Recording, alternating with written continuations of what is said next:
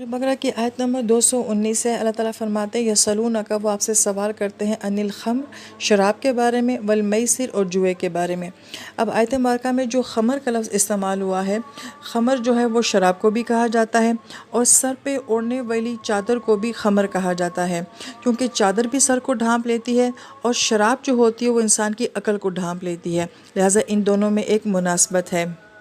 اور دوسرا لفظ جو میسر استعمال کیا گیا ہے، اس کا ایک معنی ہے کہ آسانی سے مال لے لینا، بغیر محنت کے پیسہ کمانا، اور چونکہ یہ لفظ جوئے کے لیے استعمال ہوتا ہے تو جوئے میں ہم بڑی آسانی کے ساتھ جو ہے بغیر محنت کے سامنے والے کا سارا مال لے لیتے ہیں، تو گویا کہ میسر کے اندر ایک دھوکے کا تاثر پایا جاتا ہے، تو ہم دھوکے سے بڑے مہذب انداز سے جو ہے کسی کا سارا مال جو ہے وہ خود ہڑپ کر جاتے ہیں۔ میسر لفظ سے جو ہے وہ یاسر لفظ بھی بنتا ہے، اور یاسر کا مطلب بھی ہوتا ہے تقسیم کرنے والا۔ لہٰذا یہاں پہ شراب اور جوئے کو جو ہے وہ آپس میں اکٹھا جو ہے وہ بیان کیا گیا ہے، کیونکہ دونوں میں بہت ربط ہے، کیونکہ دونوں میں انسان کی عقل نہیں رہتی، دونوں جو ہیں وہ ایک جرم کی وجہ بنتے ہیں۔ شراب پی کر انسان بہت سارے جرائم کرتا ہے، اور جوئے کی وجہ سے انسان بہت جرائم کا شکار ہو جاتا ہے۔ دونوں میں نفع کم ہوتا ہے، گناہ زیادہ ہوتا ہے، اور دونوں چیزوں کے اندر جو ہے وہ دھوکہ پایا جاتا ہے۔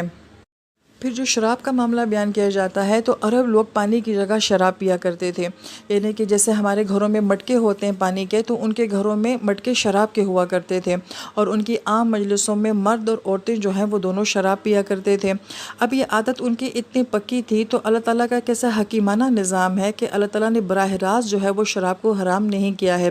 بلکہ آہستہ آہستہ سٹیپ بائی سٹیپ جو ہے وہ شراب کو حرام کیا گیا ہے۔ لہٰذا پہلا حکم یہاں سورہ بقرہ میں آتا ہے، دوسرا سورہ نساء میں آتا ہے، اور تیسرا حکم جا کے سورہ مائدہ میں آتا ہے، اور تب جا کے شراب کو فائنلی حرام کیا جاتا ہے، کیونکہ کسی بھی عادت کو ایک دم چھوڑنا یہ مشکل بھی ہوتا ہے، اور فزیکلی یہ انسان کے لیے نقصان دہ بھی ہوتا ہے۔ تو اللہ تعالیٰ بندے کی نفسیات کو بندے سے بھی زیادہ بہتر جانتے ہیں، اس لیے اس بری عادت کو چھڑوانے کے لیے اس آیت مبارکہ میں اللہ تعالیٰ فرماتے ہیں، کل نبی صلی اللہ علیہ وآلہ وسلم فرما دیجئے فیہما اثم کبیر، کہ ان دونوں چیزوں میں گناہ بہت زیادہ ہے، ومنافع للناس، لیکن اس میں لوگوں کے لیے نفع ہے، وہ اثمہما، لیکن جو ان دونوں کا گناہ ہے وہ اکبر من نفعہما، وہ ان دونوں کے نفع سے زیادہ ہے۔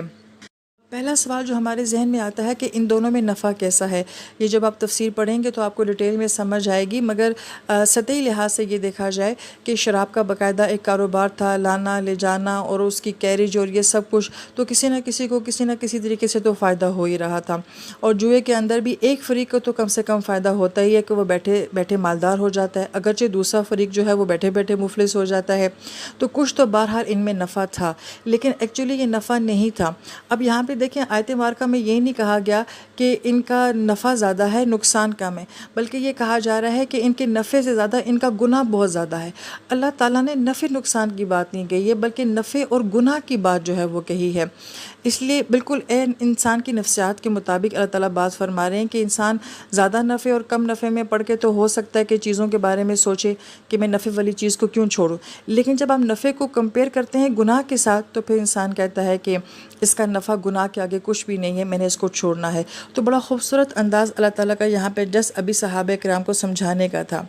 پھر فرمایا کہ وَيَسْأَلُونَكَ مَاذَا يُنْفِقُونَ، پھر وہ آپ سے سوال کرتے ہیں کہ ہم کیا خرچ کریں۔ اب یہ شراب پینا بھی کوئی آسان کام نہیں تھا کہ یہ باقاعدہ منگوائی جاتی تھی، بنوائی جاتی تھی، اس کے اندر بھی سرمایہ لگتا تھا، تو لہٰذا اس کے پیچھے بھی جو ہے وہ ایک لگژری لائف ہوتی تھی کہ مالدار بندہ بڑی ایزیلی شراب افورڈ کر لیتا تھا، غریب بندہ جو ہے وہ ایزیلی شراب افورڈ نہیں کر سکتا تھا۔ اسی طریقے سے جوا جو ہے، اب عرب لوگ جو ہیں وہ حرام طریقے سے مال کما کے تو بعض اوقات کچھ موقعوں پہ اپنی سخاوت دکھانے کے لیے بہت زیادہ خرچ کیا کرتے تھے، عموماً حج کے سیزن میں جب سارے قبائل اکٹھے ہوتے تھے تو تمام قبائل کے سامنے یہ بتانے کے لیے کہ ہم بہت سخی ہیں تو بہت خرچ کیا کرتے تھے۔ لہٰذا اس کے اندر بھی ایک ہماری معاشرتی اصلاح ہے کہ کمایا کیسے جاتا ہے اور خرچ کیسے کیا جاتا ہے، لہٰذا یہ سوال پوچھا گیا کہ ہمیں خرچ کیا کرنا چاہیے، تو کل نبی صلی اللہ علیہ وآلہ وسلم فرما دیجئے جو بھی زائد ہو تمہاری ضروریات سے وہ سب خرچ کر دینا چاہیے۔ اب یہ جو ہے یہ ہر انسان کا ایک جیسا نہیں ہوتا۔ ابو بکر کا کیا تھا کہ پورے گھر کا سامان اٹھا کے نبی علیہ السلام کے پاس لے آئے تھے۔ حضرت رضی اللہ عنہ کا کیا تھا کہ وہ اپنے گھر کا آدھا سامان لے کر آئے تھے۔ لہٰذا کسی کا یہ ہے کہ وہ 1000 اپنے پاس رکھے گا، 500 کسی کو دے دے گا، کسی کا عفو یہ ہے کہ وہ 1000 اپنے پاس رکھے گا، 100 کسی کو دے دے گا، تو ہر انسان کا عفو جو ہے وہ ایک جیسا نہیں ہوا۔ لیکن اپنی ضروریات کو پورا کرنے کے بعد باقی سارا مال جو ہے وہ آخرت کے لیے لگا دینا، خرچ کر دینا۔ اس کے اندر ایک اصلاح اور بھی یہ پائی جاتی ہے کہ جب انسان کے پاس ایکسٹرا مال نہیں ہوتا تو وہ لگژری کہاں سے کرے گا، فضولیات میں کہاں سے پڑے گا۔ جب بہت زیادہ مال انسان کے پاس ہوتا ہے تو پھر گناہ کے خیالات بھی آتے ہیں، اور پھر ناجائز اور اسراف کے معاملات بھی جو ہیں وہ سامنے آتے ہیں۔ جب انسان کے پاس مال تھوڑا ہونا تو پھر انسان گناہ کا نہیں سوچتا، پھر جو ہے وہ ایسی آسائشوں کا اور لگژری چیزوں کا نہیں سوچتا۔ کذالک یبین اللہ لکم الآیات، اور اللہ تعالیٰ اس طریقے سے بیان کرتے ہیں تمہارے لیے اپنی آیات کو، لعلکم تتفکرون، امید ہے کہ اس سے تم غور و فکر کرو گے۔ یعنی اس آیت مبارکہ میں سوچنے کے لیے بہت زیادہ باتیں ہیں، اس لیے اگلی آیت مبارکہ کو اس کے ساتھ ہی بیان کیا جاتا ہے فی الدنیا والآخرہ، یعنی کہ دنیا کی زندگی کے بارے میں بھی اور آخرت کی زندگی کے بارے میں بھی غور و فکر کرنے کے لیے اس آیت مبارکہ میں بہت کچھ ہے۔ پھر آیت نمبر 220 میں اللہ تعالیٰ فرماتے ہیں وَيَسْأَلُونَكَ عَنِ الْيَتَامَى، اور وہ آپ سے سوال کرتے ہیں یتیموں کے بارے میں۔ قُلْ، نبی صلی اللہ علیہ وآلہ وسلم فرما دیجئے اصلاح لہم خیر، کہ ان کی اصلاح کرنا بہتر ہے۔ سورہ نساء میں جب یتیموں کے بارے میں احکامات آتے ہیں تو صحابہ کرام اتنے محتاط ہو جاتے ہیں کہ اگر ان کے گھر میں کوئی یتیم ہوتا تھا تو کہیں ہم ان کی وراثت کا مال نہ کھا جائیں، ان کا حق نہ کھا جائیں، تو وہ ان یتیموں کا علیحدہ سے کھانا بنوایا کرتے تھے اور وہ علیحدہ سے ان کو کھانا دیا کرتے تھے، اور ایون یہ اگر ان کا کوئی کھانا بچ بھی جاتا تو وہ خراب ہو جاتا تھا مگر یہ لوگ استعمال نہیں کرتے تھے۔ اب اس میں نقصان بھی ہوتا تھا اور تکلیف بھی ہوا کرتی تھی، لیکن صحابہ کرام کو اتنا خوف ہو گیا تھا کہ کہیں ان کا ناحق ایک لقمہ بھی کہیں ہمارے منہ میں نہ چلا جائے۔ لہٰذا اس آیت مبارکہ میں یہ کہا جا رہا ہے کہ اللہ تعالیٰ اس طرح کی کوئی تنگی تم سے نہیں چاہتے ہیں، بلکہ اللہ تعالیٰ یہ چاہتے ہیں کہ تم ان کی اصلاح کرو، اور اصلاح سے مطلب یہ ہے کہ ان کا مال ضائع نہ ہو اور ان کی تربیت بھی ایسی ہو کہ کل وہ خود جو ہے وہ اپنے آپ کو اپنے قدموں پہ کھڑا کر سکیں۔ پھر فرماتے ہیں وَإِن تُخَالِطُوهُمْ فَإِخْوَانُكُمْ، اور اگر تم ان کے ساتھ مل جل کر رہتے ہو تو وہ تمہارے بھائی ہیں۔ واللہ یعلم، اللہ تعالیٰ جانتے ہیں مفسد کے حالات کو بگاڑنے والا کون ہے، من المصلح، اور حالات کو سنوارنے والا کون ہے۔ ولو شاء اللہ، اگر اللہ تعالیٰ چاہتے لَعَانَتَکُم، تو تمہارے لیے اس معاملے میں مشکل بھی ڈال سکتے تھے۔